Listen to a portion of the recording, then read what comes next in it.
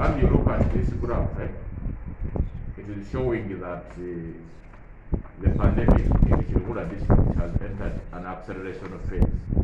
If you look at what happened, we are getting an average of 5, 10, but for the last 1 week, especially when we got more testing kits, we have got 84 cases of COVID-19. Now, out of the 84 cases, actually one died the following it after testing when it was the patient had been referred, but then it died. Then we have had more than 4 people in Kiruhura District who have actually died, confirmed cases but not diagnosed in our districts. So this is the current situation of COVID in Kiruhura District. Now, if 84 cases in 1 week is not a simple number, and just like we have been in the task force, we are putting up measures to try to see that we curb this high rate of infection with COVID-19. Most importantly, we are encouraging more, as the President directed, the enforcement of the directives in the lockdown. We are encouraging people to stay in their homes, and so we are also encouraging people to social distance where possible and wearing of masks. We have carried out COVID-19 vaccination, and if you look at these figures, which are seen, we had a coverage of like 95% coverage, but most importantly, these figures are showing you how many people we vaccinated. You can see that the LSA workers were like 213 LSA workers.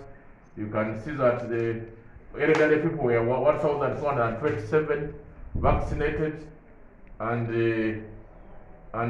then we have teachers 717, and other categories. They are there. They actually showed it to you. Now, these vaccines got finished on 2nd of June.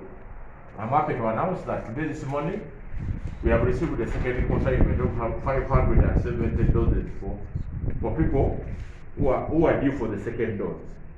We are going to sit down and rationalize and see who are the people going to get those only 570 doses to protect our population. But we encourage the community out there to continue social distancing and following SOPs.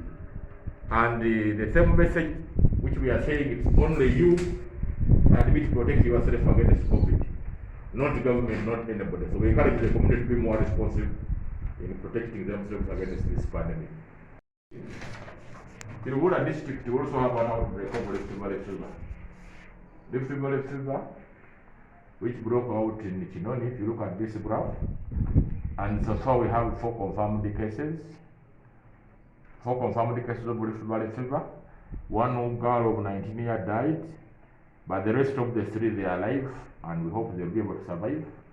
So, working together with the veterinary department and the Minister of Health, we are trying to put down control measures. Together with the Rift Valley fever and the COVID, we have already written a costly plan of implementation. And the plan has so many activities and so many interventions.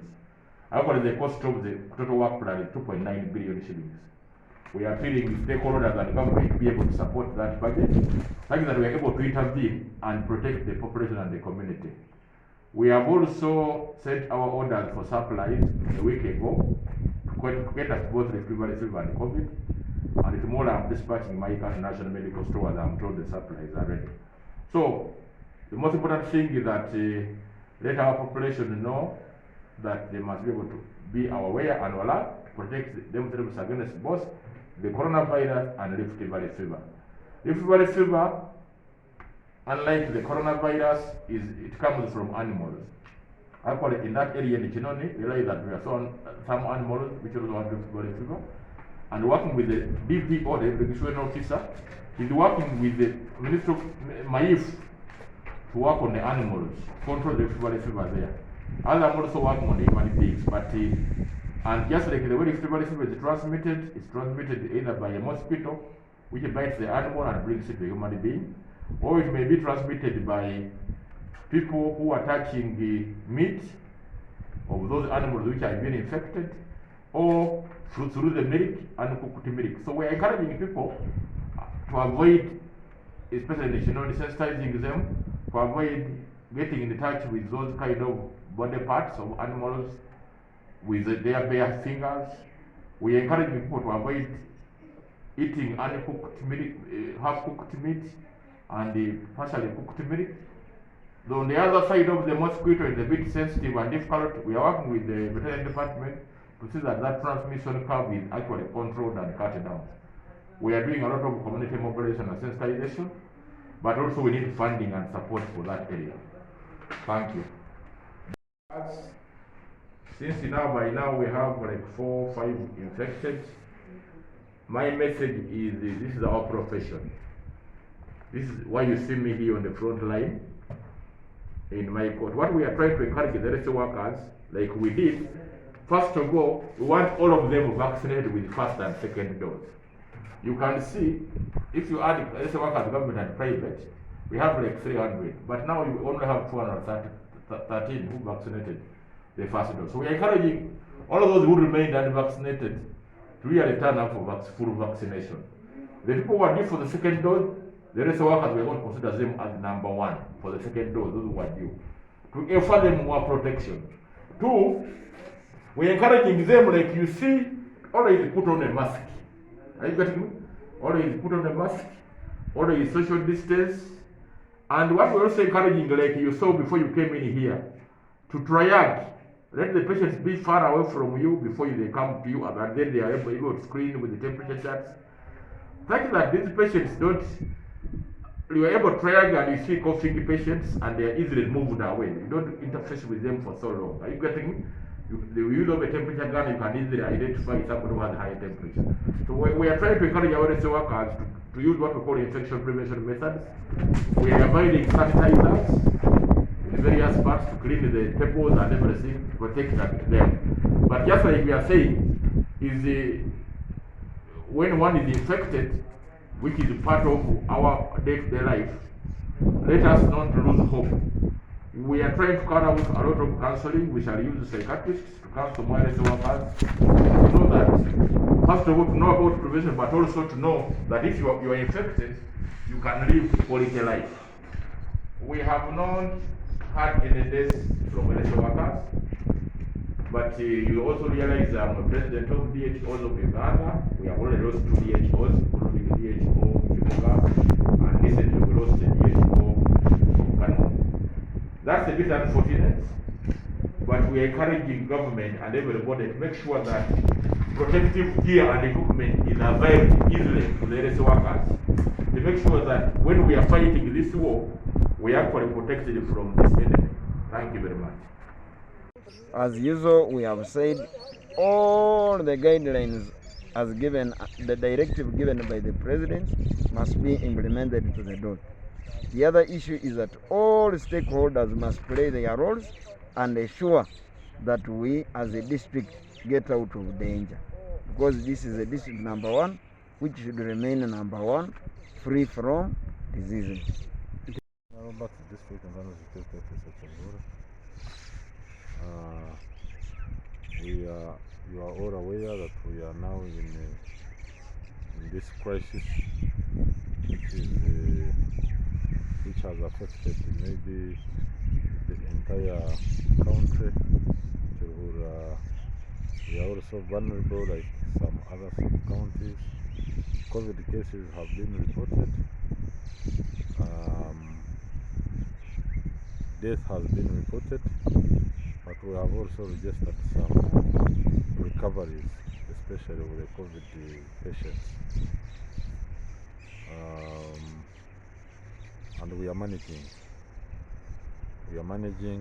and implementing the directives of the president, so that we safeguard ourselves from being cured or being sick. Okay. Then how about people who are vulnerable? You as leader or you as security officers, aren't they becoming a burden to your work? Those who are vulnerable, yes, like you have said, they are vulnerable and they are being treated with the highest level of care. Vaccines have come, and I think those who are vulnerable will be attended to first. How about feeds? Huh? How about those who have no food? Who have no? Food, what to eat, like mechanics around town. That will be discussed by the district person team as we identify those vulnerable people to be supported. Basically, we have now received the new another set of batch of vaccine, around 570 vaccines which we have received today, and we are giving the priority to medical workers, because medical workers are more risky. They are more prone to the disease because they attend to COVID-19 patients each and every day, and specifically, if we don't minus workers, we are looking at the people who go to the batch, the first batch, right away from April downwards. Those are the people who are going to get the second vaccine. Strictly those ones, because we have people who got the first batch but later than 1st April. So we are looking at we are aiming at giving this vaccine to people who got the first batch from April downwards.